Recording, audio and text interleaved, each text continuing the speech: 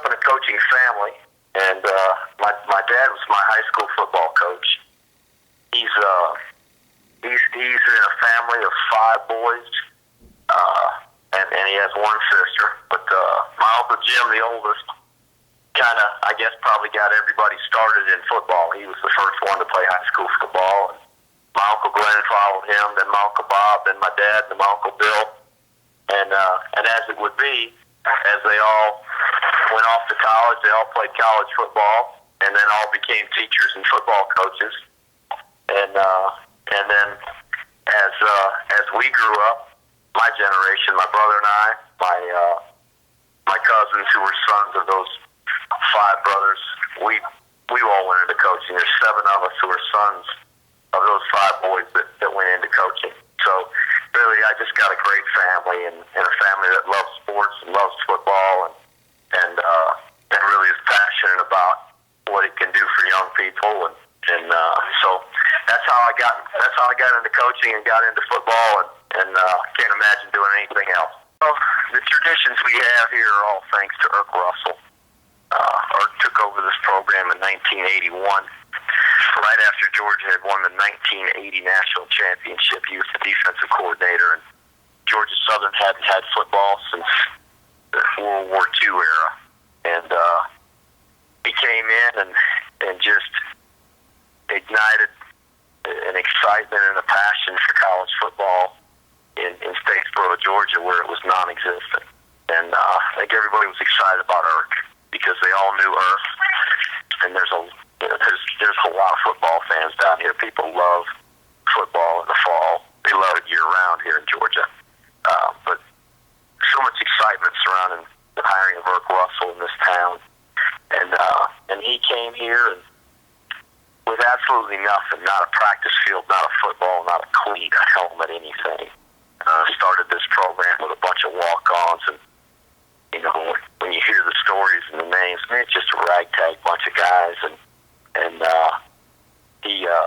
he worked an absolute miracle here. I don't know if anybody, any coach anywhere could have done what Irk did here, and you know, just really amazing. But he knew that coming from a program like Georgia, which is rich in tradition, that Georgia Southern needed some traditions.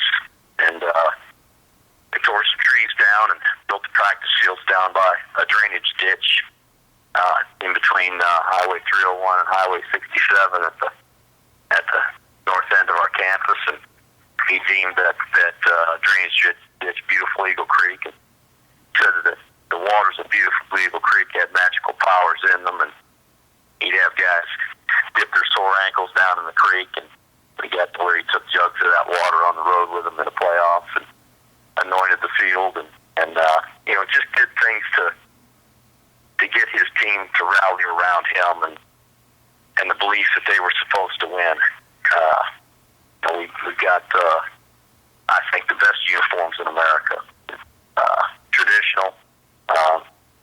When they started football here, they didn't have any money.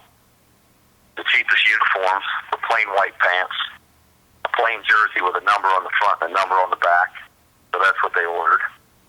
And Irk put a white stripe down the middle and numbers on the sides. We didn't really have a logo, as it would be. And so the uniform has become one of the most well-known and best uniforms in America. Sports Illustrated ranked at number 8 among college football uniforms, I think, 2 or 3 years ago when we were in some great company with the other teams on the list. And riding the yellow school buses, didn't have any money, obviously. They bought 2 old junky school buses from the Bullitt County school district here, and sold them to Georgia Southern for $1 a piece. We still ride those buses over to the games from our locker room. Just some great traditions that have lasted, and I hope they'll always be with us. And just a blue collar philosophy, tough football,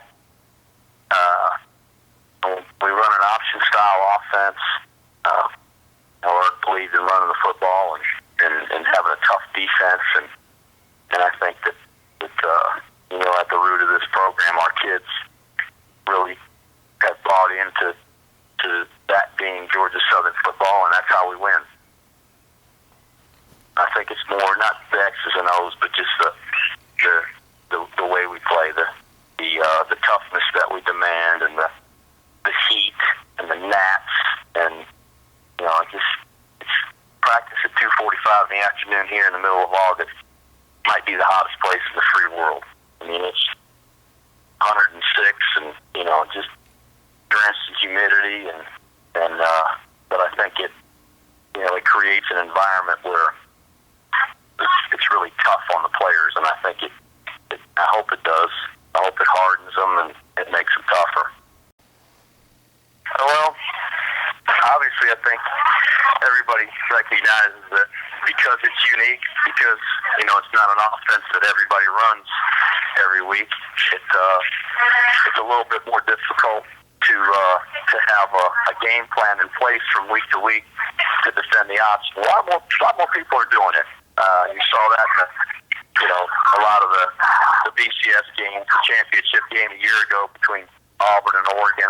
They're both those teams running plenty of option in their offensive packages, and but we run a unique style of the option offense, runner center and a double wing formation, and you don't see that very much. So it's oftentimes we find that with our own defensive staff when we play teams that run that style of offense, and we have two other teams in the league that do. You really have to change gears, and you have a separate game plan. A lot of people have an entirely different defense in defending an option offense. So hopefully that's an advantage. I think just the fact that you can run the ball effectively, control the clock, limit the possessions more than control the clock, limit the possessions of the other team, and it's been an effective offense for years. I mean, Paul Johnson's the best at doing it. Nobody better. And he's done it since he was here at Georgia Southern in 1985, and it still works. And he's going on 30 years of running, and everybody says, people are catching up to him, and everybody's going to figure it out.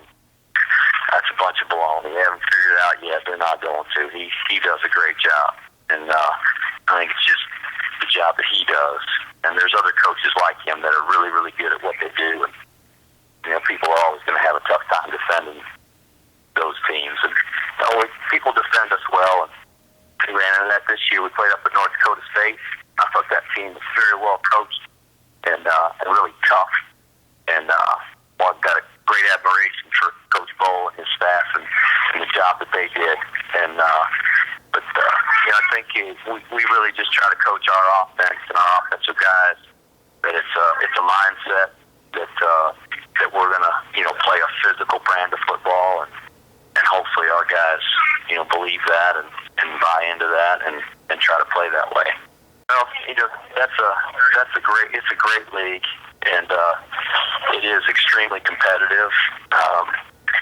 A lot of parity in the Southern Conference, a lot more so than there was when I was here as an assistant.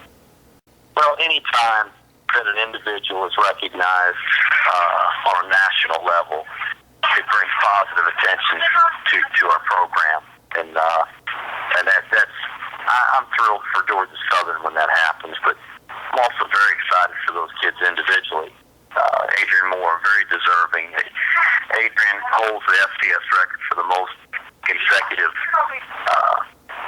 point after kicks in history of FCS football. He tied it earlier this year and then took the record all the way into the playoffs. And I'm gonna let you look up the number. I'm embarrassed to tell you, I can't remember, 140 some kicks I think in a row.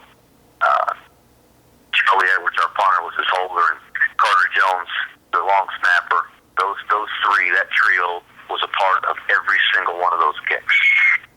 It's pretty amazing. You have three kids that are a part of, and that probably has a lot to do with why they never missed. And he is. I don't know if you could meet a better kid than Adrian Moore. Just a team player, unselfish, professional, great student. Just what a great story about how he ended up here. He's just a marvelous kid, and I'm so proud of him. I love to see kids with so much humility, and they're such team guys, be recognized for their individual effort efforts and performance, and when you kick that many kicks in a row, and his percentage, his field goal percentage, is out of this world. I mean, just a really accurate, effective kicker for us. And he never talked about himself. He never talked about he just went out and worked every day and tried to be as good as he could at his position. And I don't know if I've been around anybody that's been better. And LaRon Scott, tremendous athlete, fast. Sometimes we coach those kinds of guys that have a knack for returning kicks. And he had that knack. He had a knack of finding the seam, and even if it meant cutting back against the grain and away from where the return was called, he knew how to find a seam, and he did. And he just really, really good at it. And that's when you have a weapon like that, they're sorely missed when you lose them. And both of those guys are going to be sorely missed on our team this coming year. Well, our goal is to win the first game, and we're gonna try to have a goal of winning one time every week, and that hasn't changed. We're gonna try to be the best team we can be, prepare our kids, try to be as tough as we can, play together, play for each other, play with great effort. If we'll do those things, I think it'll give us a chance every Saturday afternoon, and just want to be the best team we can. It's I've got very high expectations for our team, and nobody will set higher expectations for our team than I will. But I think everybody has the same goal. Everybody wants to win, and we do too. But I want our guys to play as good as they're capable of playing, and if we'll do that, I think, like I said, that'll give us a chance. And I'll let our kids set the goals for our team. I'll let our seniors decide what their goals are going to be for that year. And I've got a pretty good idea what some of them will be. And usually there's a couple on there that I didn't expect or maybe know that they would add.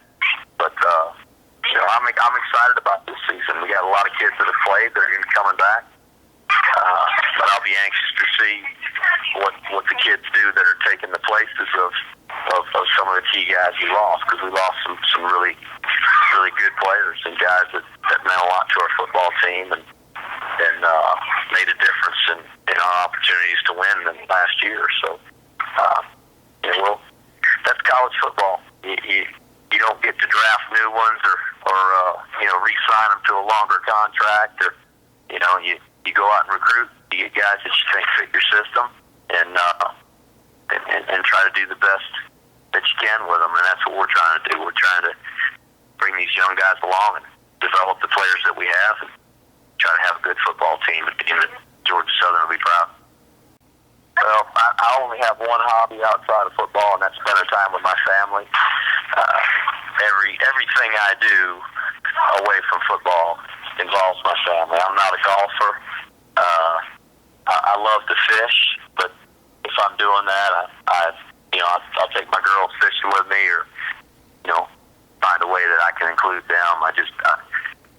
There's, as most people know, college football coaches and football coaches in general, high school coaches, just everybody that's a part of the coaching profession, their time is stretched.